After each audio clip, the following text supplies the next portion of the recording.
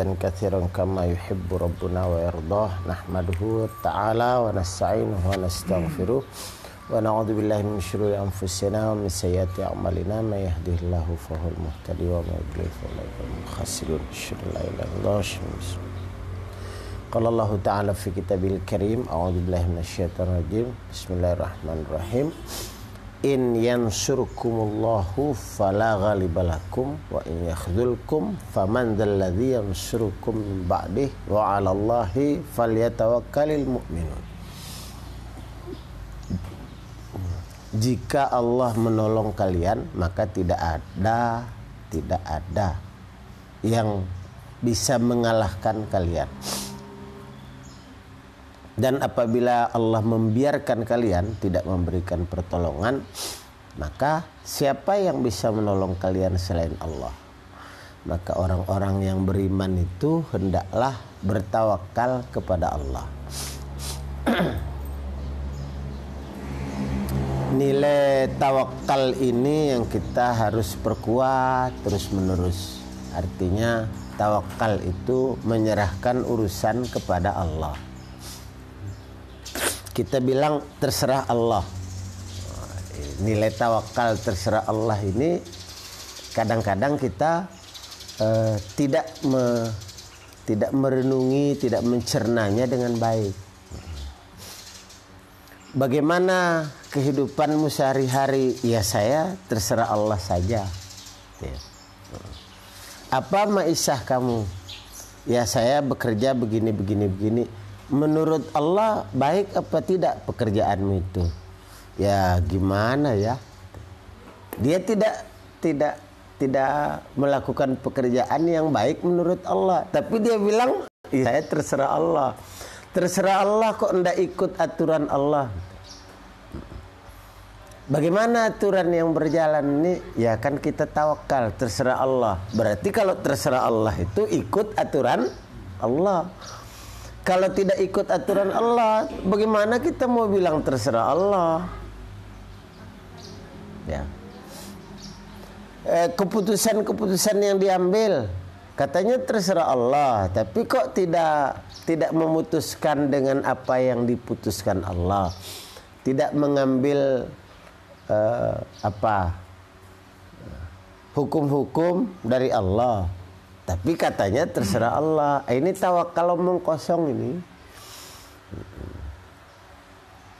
Kenapa kamu tidak berpakaian busana muslimah? Tidak pakai jilbab kamu? Ya soalnya saya ini masih begini. Saya mau menjaga lisan saya dulu, begini. Kamu tawakal nggak sama Allah? Ya sih tawakal. Lah kalau tawakal sama Allah kan terserah Allah. Ya ikut aturan Allah. Aturan Allah disuruh menutup aurat, tutup. Karena katanya terserah Allah. Kalau enggak terserah Allah, lah terus kita mau dilindungi sama Allah bagaimana?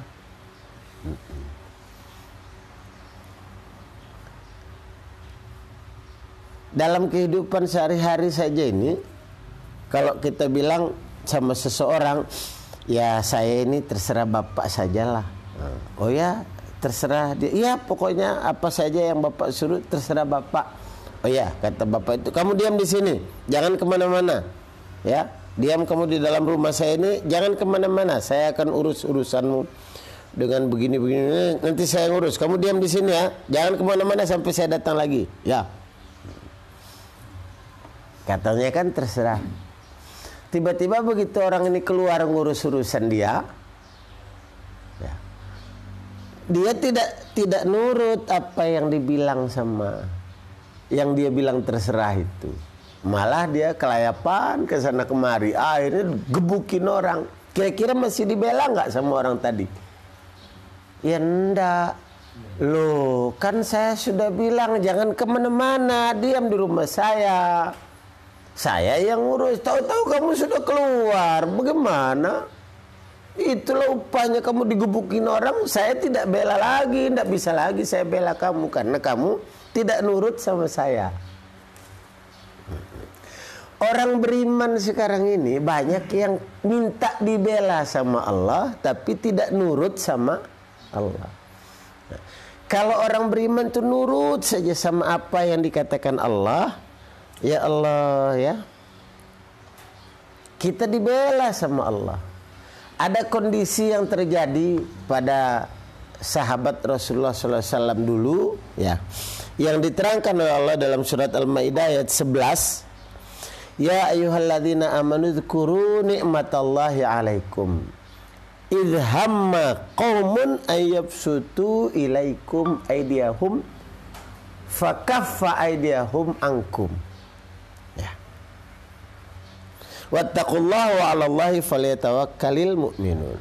Wahai orang-orang yang beriman, ingatlah nikmat Allah atas kalian ketika ada satu kaum ingin berbuat aniaya kepada kalian. Kemudian Allah menghadang penganiayaan sehingga Allah tidak membiarkan tangan mereka sampai kepadamu. Artinya kamu dilindungi Allah, pokoknya tidak bisa kamu diganggu sama mereka karena dilindungi Allah, bukan karena lain-lain. Karena Allah lindungi, maka tidak bisa kalian dianiaya oleh siapapun. Ingatlah coba nikmat Allah seperti itu.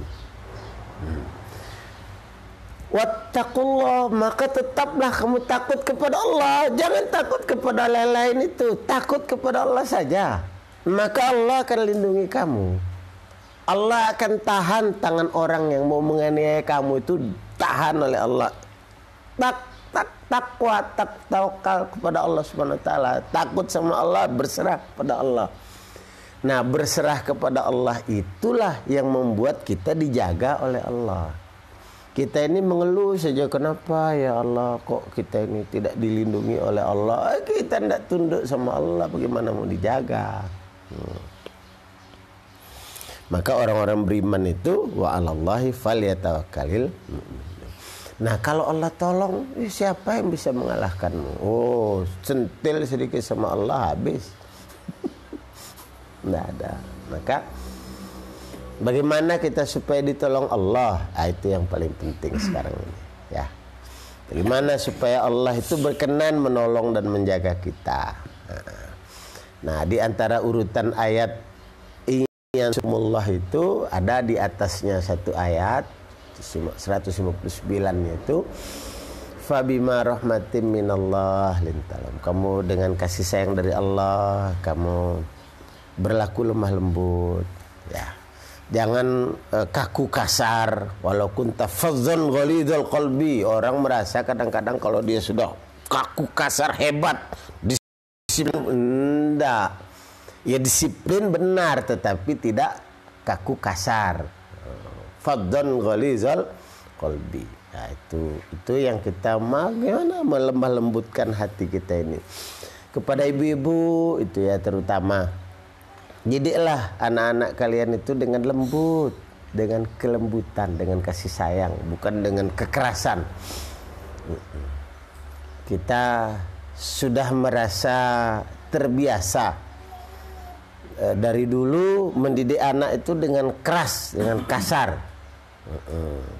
Sedikit-dikit dimarahin, sedikit-dikit dipukulin anak-anak itu. Tidak begitu rahmatan lil alamin itu ya. Didik mereka dengan kasih sayang. Anak itu kalau tidak dididik dengan kasih sayang, dia akan hidup sebagai pendendam, bukan sebagai orang yang dia takut sama ibunya, takut sama bapaknya, sehingga takutnya sama Allah itu sedikit saja. Lebih takut kepada bapak sama ibunya daripada kepada Allah, karena tidak dididik dengan kasih sayang. Ya kalau masih hidup bapaknya dia masih takut. Kalau bapaknya sudah mati hilang sudah takutnya. Sama Allah juga dia tidak takut. Bapak ibunya sudah merampas haknya Allah itu untuk ditakuti. Apalagi guru-guru itu ditakut-takuti sama murid-muridnya, tidak benar. Disegani boleh, tapi bukan ditakuti. Ya. Nah, sehingga takut itu hanya kepada Allah saja. Ya. Insya Allah. Semoga Allah pandaikan generasi kita ini ya, insyaallah. Sampai menjadi orang yang pantas untuk ditolong Allah. Hadanallahu wa iyyakum ajmain. Assalamualaikum warahmatullahi wabarakatuh.